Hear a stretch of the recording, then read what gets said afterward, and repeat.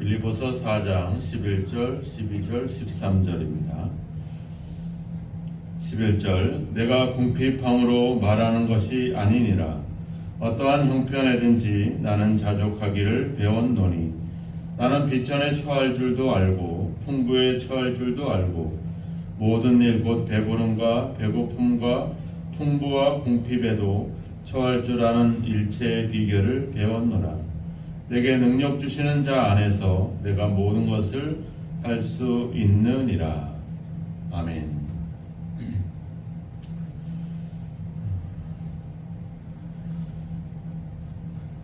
우리가 하나님을 믿고 하나님을 의지하는 삶을 살아감에 있어서 가장 큰 은혜는 여러 많은 은혜들이 있겠지만 그 중에 큰 은혜는 우리가 어떤 상황에 처하든지 간에 하나님에 대한 믿음으로 말미암아 그런 모든 상황을 대처할 수 있는 어떤 그런 힘, 그런 어떤 능력을 우리가 갖추는 것이라고 하는 겁니다.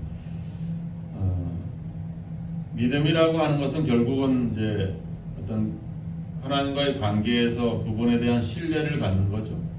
신뢰를 갖는다라고 하는 것은 어떤 것으로 인해서 흔들리지 않는다, 그런 의미들을 갖고 있습니다.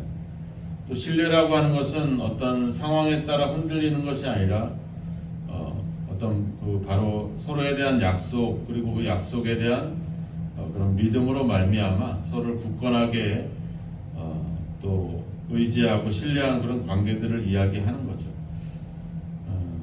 우리가 어떤 형편에 따라서 오늘 바울이 이야기하는 것처럼 우리가 비천한에 처하거나 풍부에 처하거나 이런 상황에 따라서 우리가 뭔가 풍요롭고 풍부할 때는 관계도 좋고 뭔가 서로 믿음도 좋고 신뢰가 되지만 또 우리가 어려워지고 비천해지고 궁핍해지면 또 원망이 나오고 불평이 나오고 이런 것은 신뢰가 아니라 할 수 있죠. 이스라엘 백성들처럼 애굽에서 나와 광야 생활 동안 그들이 먹을 음식 때문에 또 물 때문에 여러 가지 그런 어떤 삶의 환경 때문에 얼마나 하나님 앞에 원망과 불평을 쏟아내고 심지어는 자기의 지도자들을 죽이려고 하고 또 그들을 대신해서 다른 지도자를 세워서 결국에는 애굽으로 돌아가려고 하는 그런 어떤 행위들. 그러니까 어떤 하나님에 대한 신뢰보다는 어떤 상황에 대한 그런 어떤 염려가 더 커지고 오히려 눈에 보이는 것들을 더 신뢰하게 되는 그런 어떤 모습들을 우리가 보게 되죠. 바울은 지금 빌립보 성도들이 자신이 감옥에 갇혀 있을 때 자기들을 도와준 일에 대해서 너무 감사하고 너무 기쁘고 너무 큰 힘이 됐다라고 이야기를 합니다. 하지만 정작 바울에게 있어서 가장 큰 힘은 바로 그 힘은 11절에 보면 나는 자족했다, 자족하기를 배웠다 이렇게 표현하고 있는데 그것이 바로 13절에 보면 내게 능력 주시는 자 안에서 나왔다.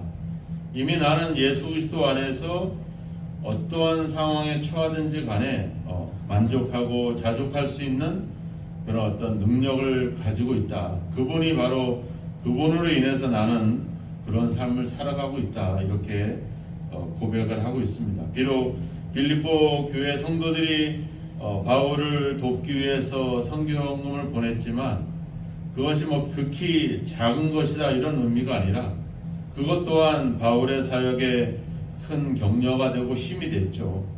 하지만 근본적인 해결은 거기서 나올 수 있는 것이 아니라 바로 내게 능력 주시는 자, 즉 예수 그리스도 안에서 나올 수 있다. 이 표현들을 하고 있는 겁니다. 우리가 알다시피 빌립보 교회가 처음 바울이 여러 사역들을 그 주변의 데살로니가나 이런 지역에서 사역을 할 때 한두 번 그를 도울 수 있는 기회를 얻었었죠.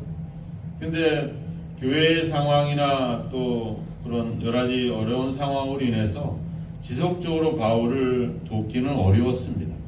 한동안 그 도움이 끊어졌다가 이제 로마 감옥에 갇혀 있을 때 뜻밖의 선물이 빌립보 교회로부터 도착을 하게 된 거죠. 그러니까 그 은혜 또한 감사하긴 하지만 결국 바울을 지속적으로 어떤 상황이든지 간에 대처할 수 있는 어떤 힘을 주신 것은 결국은 예수 그리스도 안에 있다. 이렇게 지금 바울은 고백을 하고 있는 것입니다. 11절에 보면 나는 자족하기를 배웠다. 또 12절에 보면 일체의 비결을 배웠다. 이런 표현들이 나오죠. 조금 우리말에는 다 배웠다라는 말로 표현되고 있지만 헬라어 말로는 좀 차이가 나옵니다. 앞에 11절에 배웠다라고 하는 이 말에는 만나노라고 하는 그 헬라어를 쓰고 있고, 뒤에 12절에 배웠다라는 말은 미에오라고 하는 그런 단어들을 쓰고 있습니다. 그러니까 앞에서는 이제 배웠다, 즉 내가 이제 그 배움의 단계에 이제 들어가게 됐다, 이제 입문하게 됐다, 이런 표현을 하고 있다면 12절에 일체의 비결을 배웠다, 이 말은 이제는 그 내가 배운 것을 가지고 지속적으로 살아가고 있다. 이 말의 다른 뜻은 이제 본받다, 쫓아가다, 이런 뜻을 갖고 있어요. 그러니까 바울은 지금 자신이 그런 어떤 상황에든 대처할 수 있는 그 힘은 바로 예수 그리스도를 본받고 그를 쫓아간 그런 것에 대해서 이야기를 하고 있는 거죠. 우리가 빌립보서를 알지만 가장 많이 나오는 단어가 바로 주 안에서입니다. 이미 4장에서도 보면 1절에도 보면 주 안에 서라, 2절에 보면 주 안에서 같은 마음을 품어라, 또 4절에 보면 주 안에서 항상 기뻐하라, 7절에 보면 그리스도 예수 안에서 너희 마음과 생각을 지켜줄 것이다. 그리고 11절에 10절에서도 주 안에서 크게 기뻐한다. 또 13절에 내게 능력 주시는 자 안에서 내가 모든 것을 할 수 있다. 그리스도 안에서 할 수 있다. 이렇게 표현을 하고 있죠. 즉 그리스도 안에 있다라고 이렇게 표현을 하고 있지만 이제 이와 비슷한 다른 성경에 보면 또 다른 표현들을 쓰고 있어요. 고린도후서에 가보면 또 이렇게 이야기합니다. 고린도서 6장에 가보면 우리가 하나님과 함께 일하는 자로서 너희를 권하노니 하나님의 은혜를 헛되이 받지 말라. 그러면서 뭐라고 하냐면 우리는 속이는 자 같으나 참되고 무명한 자 같으나 유명한 자요, 죽은 자 같으나 보라 우리가 살아있고 징계를 받는 자 같으나 죽임을 당하지 아니하고, 근심하는 자 같으나 항상 기뻐하고, 가난한 자 같으나 많은 사람을 부요하게 하고, 아무것도 없는 자 같으나 모든 것을 가진 자로다. 이러면서 우리는 살아계신 하나님의 성전이라 이렇게 표현합니다. 그러면서 너희에게 아버지가 되고 너희는 내게 자녀가 되리라. 전능하신 주의 말씀이니라. 이렇게 바울이 고린도 교회에게 편지를 보내면서 그렇게 마무리를 하죠. 우리가 하나님의 성전이다. 즉 하나님이 우리 안에 거하시고 있다.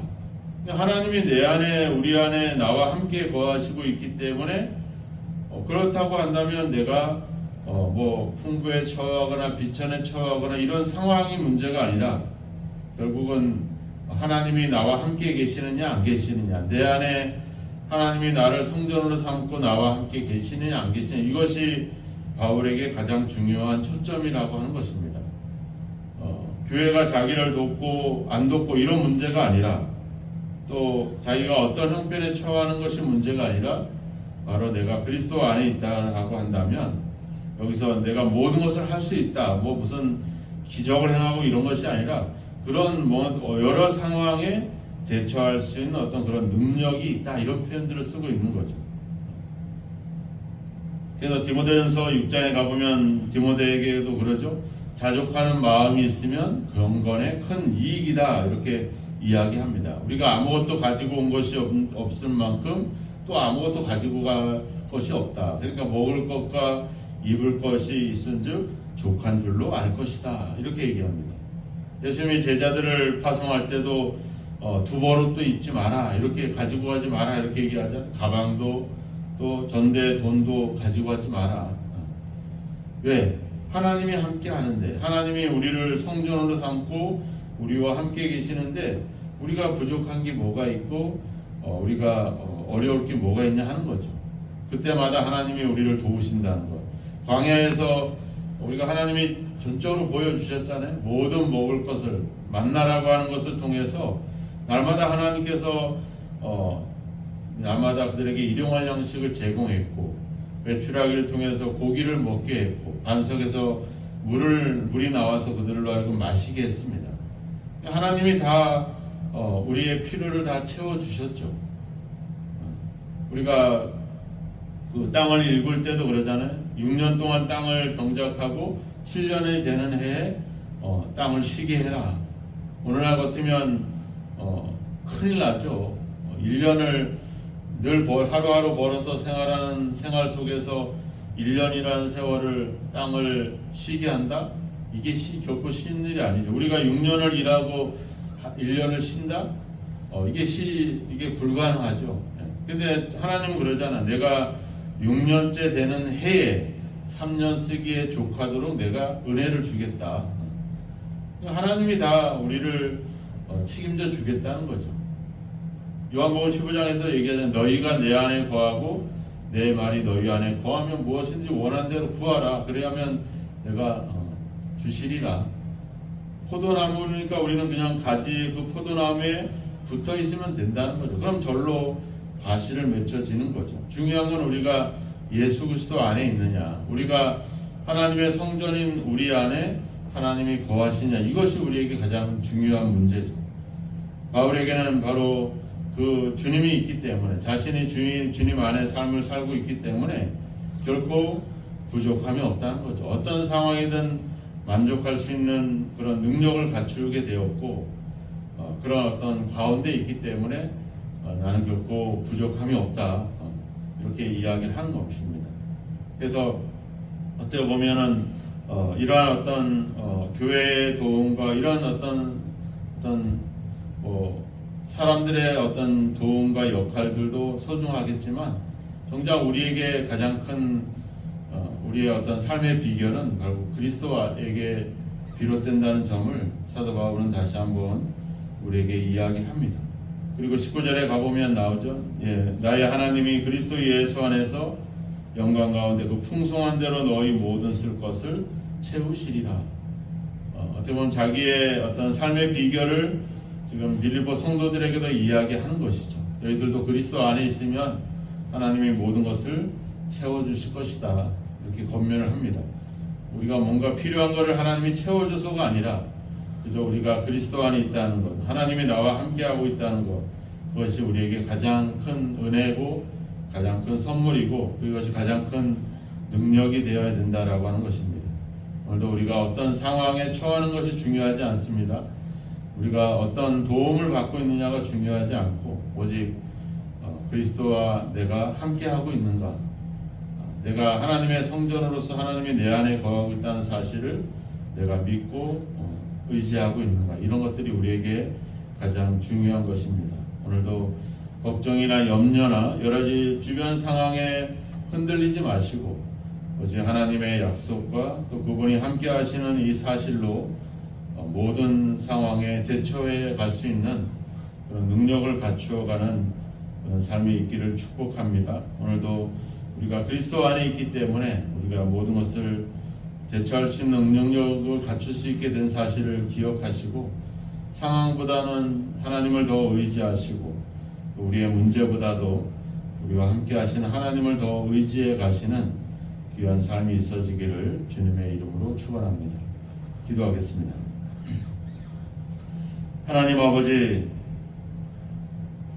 일시적인 도움이나 우리가 처해 있는 여러 가지 상황에 따라서 우리가 흔들리는 그런 불신자의 모습에서 벗어나 어떤 상황에 처하든지 아버지 그 모든 상황을 대처할 수 있는 능력을 그리스도 예수 안에서 갖추어 갈 수 있는 저희들이 되게 하옵소서.